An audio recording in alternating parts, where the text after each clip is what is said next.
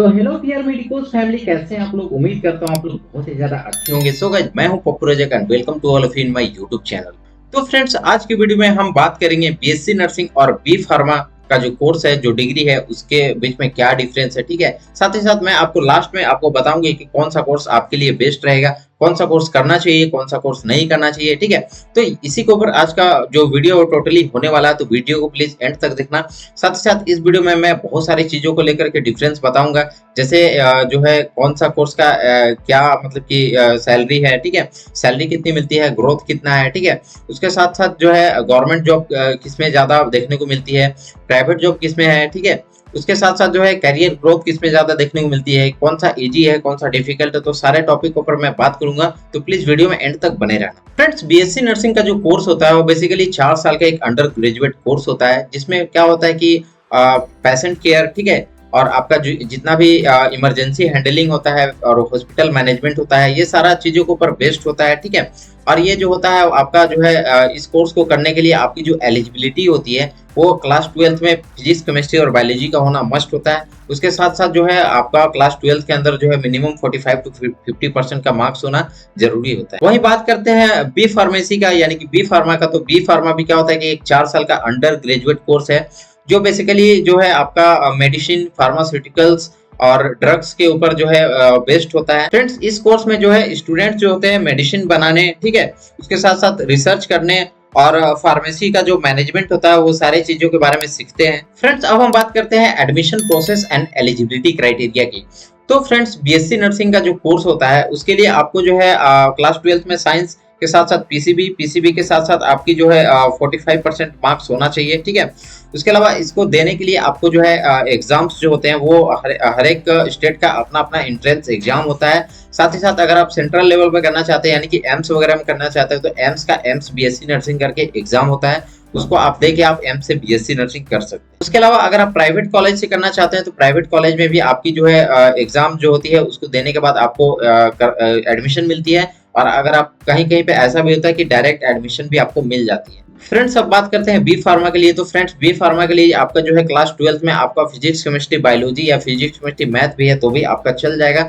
उसके साथ साथ आपकी क्लास 12th में मिनिमम 45% का मार्क्स होना जरूरी होता है। ठीक है, उसके बाद आपका क्या होता है कि इसका एडमिशन जो होता है मोस्टली हर एक जगह पे क्या होता है कि डायरेक्टली एडमिशन मिल जाता है, बट कहीं कहीं पे एंट्रेंस एग्जाम होता है, उसको फाइट करके जो है गवर्नमेंट कॉलेज अलॉट होती है, तो वहां पे आपके एडमिशन मिलती है। फ्रेंड्स, अब हम बात करते हैं job opportunities and career growth के बारे में। ठीक है, कि कौन कौन सा जो है बीएससी नर्सिंग करने के बाद कहाँ पे जॉब कर सकते हैं और बी फार्मा करने के बाद आप क्या क्या कर सकते हैं। ठीक है, तो फ्रेंड्स, बीएससी नर्सिंग करने के बाद आप बहुत सारे फील्ड में जॉब कर सकते हैं। ठीक है, आप staff nurse, as a staff nurse काम कर सकते हैं, as a nursing officer AIIMS वगैरह में आप काम कर सकते हैं। ठीक है, उसके अलावा जो है आप रेलवे वगैरह में काम कर सकते हैं, डीएसएसबी में काम कर सकते हैं। ठीक है, या आपका जो है इंडियन एयरफोर्स, नेवी, ठीक है, जितने सारे भी मिलिट्री सर्विस है उन सारे चीज में आप काम कर सकते हैं। ठीक है, उसके अलावा जो है आपका एब्रॉड वगैरह में अगर आप काम करना चाहते हैं तो वहां पे भी एज ए रजिस्टर्ड नर्स आप काम कर सकते हैं। ठीक है, इसके अलावा जो है आप अगर टीचिंग फील्ड में जाना चाहते हैं तो टीचिंग फील्ड में आप जा सकते हैं एज ए नर्सिंग ट्यूटर।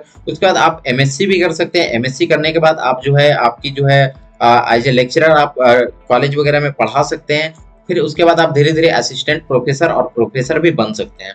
उसके अलावा आप पीएचडी करना चाहते हैं तो पीएचडी भी कर सकते हैं। उसके बाद आप किसी कॉलेज वगैरह का प्रिंसिपल या डीन बन सकते हैं। फ्रेंड्स, गवर्नमेंट के साथ साथ प्राइवेट हॉस्पिटल वगैरह में भी आप जॉब कर सकते हैं, वहां पे भी आपकी काफी अच्छी ग्रोथ देखने को मिलती है। फ्रेंड्स, अब हम बात करते हैं कि बी फार्मा करने के बाद स्टूडेंट कहाँ कहाँ पे काम कर सकते हैं। तो फ्रेंड्स, बी फार्मा करने के बाद क्या हो सकता है कि आप फार्मासिस्ट बन सकते हैं। ठीक है, हॉस्पिटल या फिर मेडिसिन स्टोर वगैरह में जॉब कर सकते हैं।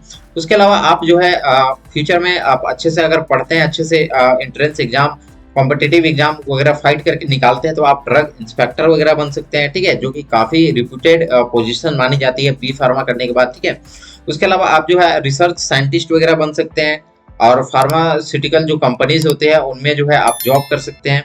उसके अलावा जो है आप जो है एमआर बन सकते हैं, यानी कि मेडिकल रिप्रेजेंटेटिव बन सकते हैं। ठीक है, वो एक कॉर्पोरेट जॉब होता है जिसमें काफी अच्छी खासी कमाई भी होती है। इसके अलावा जो सबसे मेन चीज होता है जिसके लिए ज्यादातर लोग बी फार्मा करते हैं, वो होता है खुद का अपना मेडिकल स्टोर या फार्मेसी खोलना। ठीक है, तो आप बी फार्मा करने के बाद खुद का मेडिकल शॉप या फिर फार्मेसी भी खोल सकते हैं। तो फ्रेंड्स, अगर आपको जो है खुद का मेडिकल नहीं खोलना है और आप मेडिकल फील्ड में आप कोई भी कोर्स करना चाहते हैं, तो आपके अंदर कंफ्यूजन अगर हो रहा होगा कि मेरे को बी फार्मा करना चाहिए या बीएससी नर्सिंग करना चाहिए, तो मैं आपको पर्सनली सजेस्ट करूंगा कि बीएससी नर्सिंग आपके लिए बेस्ट रहेगा। ऐसा इसलिए बोल रहा हूँ क्योंकि जो है इसमें काफ़ी ज़्यादा जॉब एंड स्कोप्स आपको देखने को मिलते हैं। आप बहुत जगह पे काम कर सकते हैं। एक हॉस्पिटल में जो है कितने सारे फार्मासिस्ट होते हैं और कितने सारे स्टाफ नर्स होते हैं, आपको तो अच्छे से पता है। साथ ही साथ इसमें सैलरी ग्रोथ भी काफ़ी अच्छी देखने को मिलती है। आप बहुत जगह पे काम कर सकते हैं। एब्रॉड वगैरह में भी आप अगर जाते हैं तो वहाँ पे आपकी 2 से 3 लाख रुपए सैलरी होती है, तो काफ़ी अच्छी इसमें सैलरी देखने को भी मिलती है। फ्रेंड्स, अब हम बात करते हैं सैलरी कंपैरिजन की कि बीएससी नर्सिंग में कितनी सैलरी मिलती है और बी फार्मा करने के बाद कितनी सैलरी मिलती है। तो अब हम बात करते हैं इंडिया में अगर आप प्राइवेट हॉस्पिटल में काम करना चाहते हैं बीएससी नर्सिंग करने के बाद, तो आपकी एज ए फ्रेशर वहाँ पे जो सैलरी है वो आपकी जो है 20 से 30 हज़ार रुपये पर मंथ तक आपकी मिलती है। उसके अलावा अगर आप एब्रॉड वगैरह में जाना चाहते हैं, यूके, ऑस्ट्रेलिया, कनाडा, ये सारे कंट्रीज में जॉब करना चाहते हैं, तो वहाँ पे जो आपकी मिनिमम सैलरी है वो 2 से 3 लाख रुपए पर मंथ तक होती है। ठीक है। उसके अलावा अगर आप गवर्नमेंट हॉस्पिटल में काम करना चाहते हैं, ठीक है, as a nursing officer AIIMS वगैरह में काम करते हैं, ठीक है, तो वहाँ पे आपकी जो सैलरी है वो 75 to 80,000 से स्टार्टिंग होती है और ये एक्सपीरियंस बाय एक्सपीरियंस बढ़ते बढ़ते आपकी 1.5 से 2 लाख पर मंथ तक भी जा सकती है। अब बात करते हैं बी फार्मा करने के बाद आपकी सैलरी कितनी होती है। तो बी फार्मा करने के बाद आपकी जो सैलरी होती है डिपेंड करता है कि आप किस जगह पे काम कर रहे हैं। ठीक है, अगर आप इंडिया में एज ए फ्रेशर काम करना चाहते हैं तो आपकी जो स्टार्टिंग सैलरी होती है वो 25,000 से 30,000 तक होती है। ठीक है।